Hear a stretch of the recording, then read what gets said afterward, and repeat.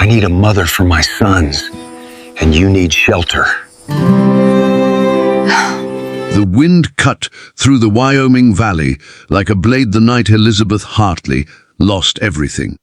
Snow pressed against the windows of the one-room schoolhouse she had fought so hard to keep open, rattling the frame as if the storm itself wanted her gone. The trustees had decided that very morning, funding withdrawn. Attendance too low, the town struggling after 2 harsh winters. She was dismissed with apologies but no solutions. No savings, no family nearby, no place to go once the schoolhouse closed. Elizabeth packed her books with numb fingers. She had arrived in this valley with nothing but a teaching certificate and impossible optimism. She believed education could soften even the hardest soil. Instead, the soil had swallowed her hope whole. A sudden pounding on the door made her jump. 3 sharp knocks. Heavy, authoritative. She knew that knock. Daniel Callahan never waited politely. When she opened the door, wind and snow surged in around him. He stood tall, broad-shouldered, wrapped in a long, dark coat dusted white, hat low over striking grey eyes that had seen too much loss for a man not yet 40, the richest rancher in 3 counties, owner of more land than some towns, feared in negotiations, respected in crisis, and widowed for nearly 3 years. Behind him, in the distance, lantern light flickered from a waiting carriage. "I won't take much of your time, Miss Hartley," he said, voice steady but rough from cold. "May I come in?" She hesitated. Everyone in town knew Daniel Callahan did nothing without reason. He stepped inside, closed the door against the storm, and removed his gloves slowly. Snow melted along his shoulders. For a moment, neither spoke. "I heard the trustees made their decision." "Yes." She kept her chin high. "It's final."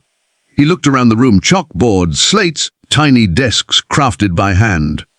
"You don't have family nearby?" "No." "You don't have savings?" Her silence answered for her. He took a slow breath, as if steadying himself before jumping off a cliff. "I'm not here to offer charity." Her spine stiffened. "Then what are you offering?" He looked directly at her now, not as the town's schoolteacher, not as someone beneath him in status, but as a woman standing on the edge of ruin.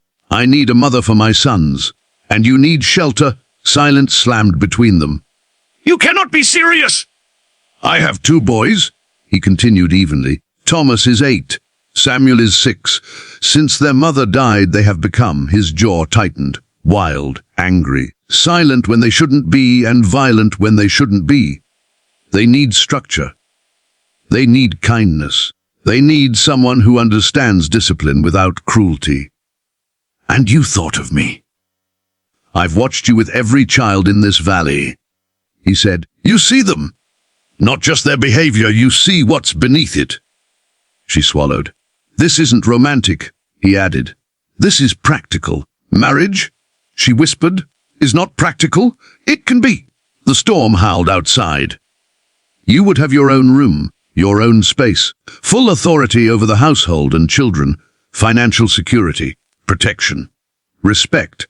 And in return, you would be their mother." The words echoed. Elizabeth's life had never included marriage proposals delivered like business contracts. Yet beneath his steady voice, she saw something unexpected: desperation. Not for himself, for his sons. "You don't love me," she said quietly. "No," he answered honestly. Her heart strangely softened at that. No false promises, no sugar-coated lies. "And you don't love me," he added. "No." "Then we begin equally." Her throat tightened as she looked around the schoolhouse one last time. By tomorrow, she would have nowhere warm to sleep. Pride did not light fires. "When?" she asked. "Tonight. The storm will worsen." Her pulse thundered. She stepped forward. "I will do it," she said softly.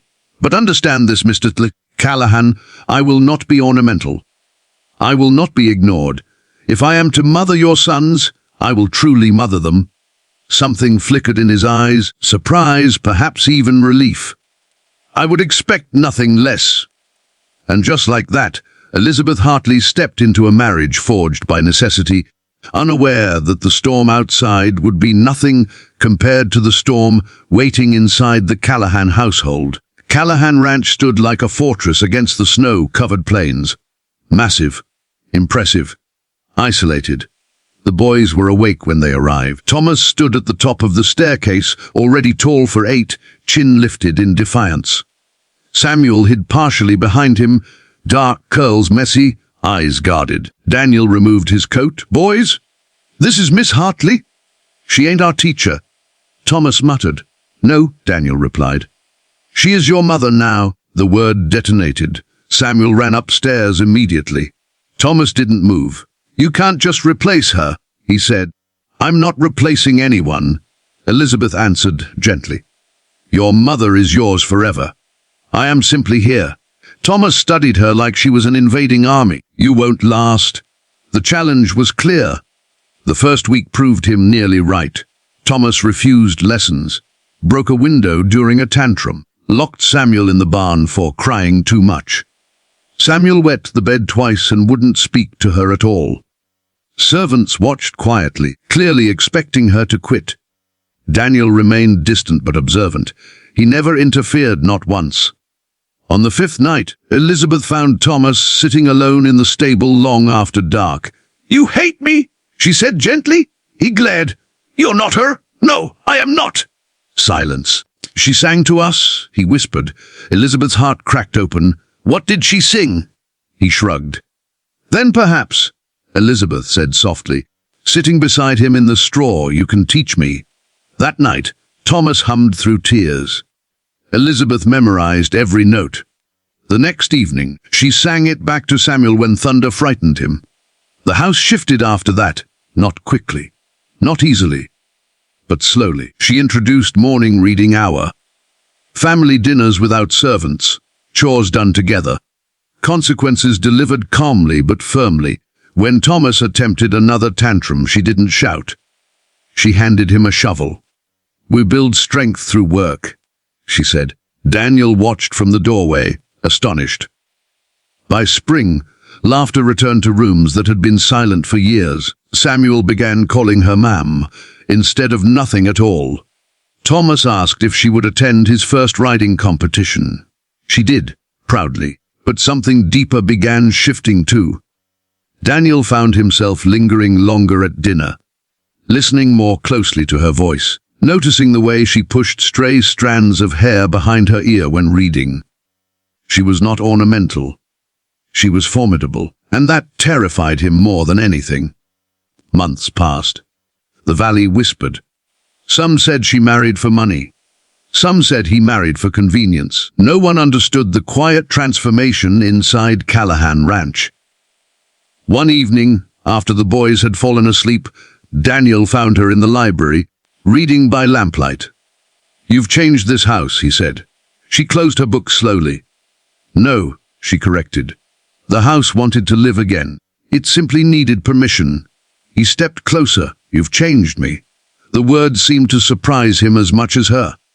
How? She asked. I no longer dread coming home. The admission hung heavy between them. Their marriage had been respectful, cordial, structured, but something was unfolding neither had planned. You once said this was practical, she murmured. Yes. And now? He reached out, brushing his fingers lightly against her hand. A question. Now, he said quietly, I cannot imagine this ranch without you. The wind howled outside again, not violent this time, but steady. She stood, moved closer. For a man who claims practicality, she whispered, you are standing very close. And for a woman who married for shelter, he murmured back, you seem very determined to stay. Her laugh was soft, the first truly unguarded sound he had heard from her. And when he kissed her, it was not desperate, not forceful, not contractual, it was slow, earned. Outside, the plain stretched wide and endless. Inside, something far rarer had taken root. Not rescue, not obligation. Love. And though neither of them had intended it, the proposal born from necessity had become something neither wealth nor shelter could buy. A family, rebuilt not by replacing what was lost, but by choosing every single day to stay.